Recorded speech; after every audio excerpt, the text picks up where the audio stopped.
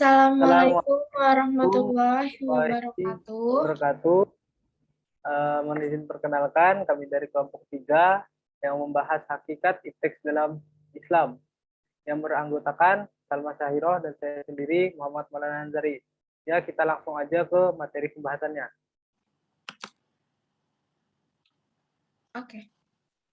Di sini saya akan menjelaskan definisi iptek. Iptek merupakan singkatan dari ilmu pengetahuan, teknologi, dan seni. Kemudian ilmu pengetahuan merupakan kumpulan beberapa pengetahuan manusia tentang alam empiris yang disusun secara logis dan sistematis. Pengertian teknologi merupakan penerapan dari ilmu pengetahuan tersebut yang tujuan sebenarnya adalah untuk kemaslahatan manusia. Sedangkan seni dapat diartikan sebagai penjelmaan rasa indah yang terkandung dalam jiwa manusia, dilahirkan dengan perantara alat komunikasi ke dalam bentuk yang dapat ditangkap oleh indera pendengar atau seni suara, penglihatan atau seni lukis, atau dilahirkan dengan perantaraan gerak atau seni tari dan drama.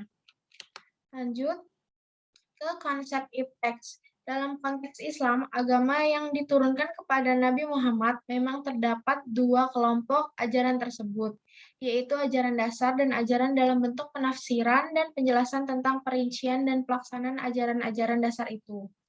Kemudian hakikat iptek dari sudut pandang Islam yaitu pengkajian terhadap sunatullah secara objektif, memberi kemaslahatan kepada umat manusia, dan yang terpenting adalah harus sejalan dengan nilai-nilai keislaman. Kemudian, manusia yang berusaha meningkatkan daya keilmuannya mampu menangkap dan mengembangkan potensi itu, sehingga teknologi ilahiyah yang transenden ditransformasikan menjadi teknologi manusia yang imanen. Kemudian, studi Al-Quran dan Sunnah menunjukkan bahwa karena dua alasan fundamental, Islam mengakui signifikansi sains. Yang pertama, peranan sains dalam mengenal Tuhan, dua, peranan sains dalam stabilitas dan pengembangan masyarakat Islam. Lanjut, iptek yang sesuai dengan syariat Islam yaitu dengan analisa-analisa yang teliti, objektif, dan tidak bertentangan dengan dasar Al-Quran. Cara Islam sendiri memfilter ilmu pengetahuan dan teknologi adalah dengan paradigma Islam, yaitu yang pertama, akidah Islam sebagai dasar iptek, yang kedua, syariat Islam menjadi standarisasi iptek. Kita lanjut ke fakta iptek dalam Al-Quran.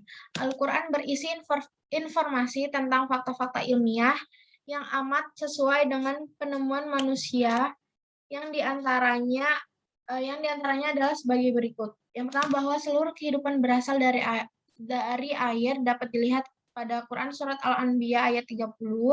Kemudian bahwa alam semesta terbentuk dari gumpalan gas dapat dilihat pada Quran surat Fusilat ayat 11. Kemudian matahari dan bulan mempunyai ukuran dan perhitungan yang sesuai, dapat dilihat pada Quran surat Ar-Rahman ayat 5. Selain fakta ilmiah yang disebutkan di atas juga tampak dari penamaan surat-surat dalam Al-Quran antara lain An-Nahl, An-Naml, Al-Hadid, Al-Dukhan, An-Najm, dan Al-Qamar, dan masih banyak lagi yang lainnya. Kemudian amatlah jelas bahwa Al-Quran memberikan petunjuk kepada manusia tentang berbagai hal. Untuk mengetahui secara detail dan seksama, maka manusialah yang harus berusaha untuk memecahkan berbagai problematika keilmuan yang didapati dalam kehidupan ini dengan berlandaskan pada ajaran Al-Quran. Kemudian selanjutnya akan dijelaskan oleh teman saya, Aan.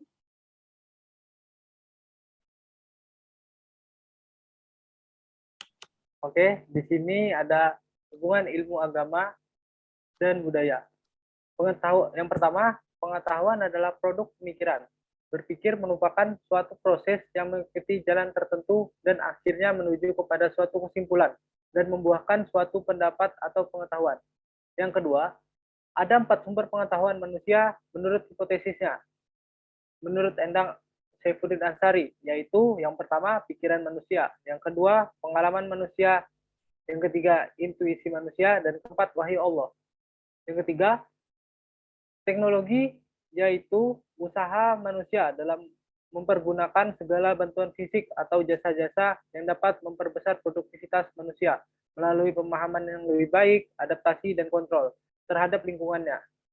Kata agama berasal dari bahasa Sanskerta, dari kata a yang berarti tidak dan gama yang berarti kacau. Kedua kata itu jika dihubungkan berarti sesuatu yang tidak kacau.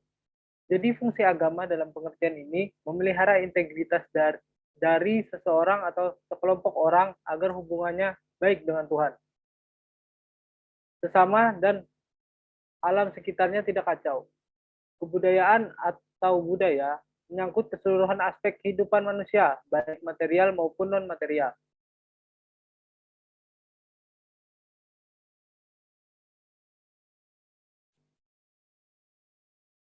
Oke, di sini masuk di hubungan antara ilmu dengan agama dan ilmu dengan budaya. Agama dan ilmu itu nyata terpisah satu sama lain. Namun, antara keduanya terdapat hubungan yang kuat. Walaupun agama yang menetapkan tujuan, namun agama tetap belajar dari ilmu dalam arti yang seluas-luasnya. Alat-alat apa yang dapat membantu mencapai tujuan yang telah ditetapkan. Akan tetapi, ilmu hanya dapat diciptakan oleh orang-orang yang jiwanya penuh dengan keinginan untuk mencapai kebenaran dan pengertian. Sesungguhnya terdapat hubungan yang sangat erat antara kebudayaan dan agama, bahkan sulit dipahami kalau perkembangan sebuah kebudayaan dilepas dari pengaruh agama. Meskipun tidak dapat disamakan, agama dan kebudayaan dapat saling mempengaruhi. Agama mempengaruhi sistem kepercayaan serta praktik-praktik kehidupan. Sebaliknya, kebudayaan pun dapat mempengaruhi agama, khususnya dalam hal bagaimana agama diinterpretasikan, bagaimana ritual-ritual yang harus dipraktikkan. Jadi, agama dan kebudayaan sebenarnya tidak pernah bertentangan karena kebudayaan bukanlah sesuatu yang mati, tapi perkembangan terus mengikuti perkembangan zaman. Demikian pula agama selalu bisa berkembang di berbagai kebudayaan dan peradaban dunia. Dan terakhir, belum, budaya itu tersendiri ada 5 lapisan. Lapisan itu diwakili oleh budaya agama pribumi, Hindu, Buddha, Islam, dan Kristen.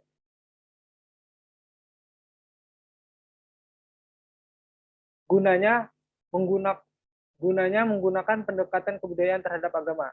Yang pertama adalah penggunaan sebagai alat metodologi untuk memahami corak keagamaan yang dipunyai oleh sebuah masyarakat dan para warganya. Yang kedua, sebagai hasil lanjutan dari penggunaan utama tersebut adalah untuk dapat mengarahkan dan menambah keyakinan agama yang dipunyai oleh para warga masyarakat tersebut sesuai dengan ajaran yang benar menurut agama tersebut, tanpa harus menimbulkan pertentangan dengan para warga masyarakat tersebut.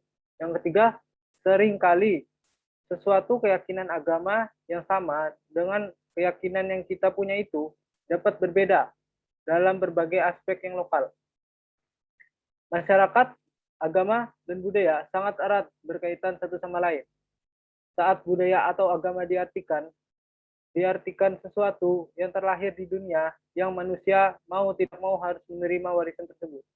Ketika agama dilihat dengan kacamata agama, maka agama memerlukan kebudayaan. Untuk memudayakan agama melalui salah satu sumber ajarannya, yaitu Al-Quran, maka diperlukan sebuah pembaruan pemikiran keagamaan yang merefleksikan respon manusia terhadap wahyu Allah. Ya, mungkin itu saja materi yang kami berikan. Kurang lebihnya kami minta maaf. Sekian. Terima kasih. Assalamualaikum warahmatullahi wabarakatuh.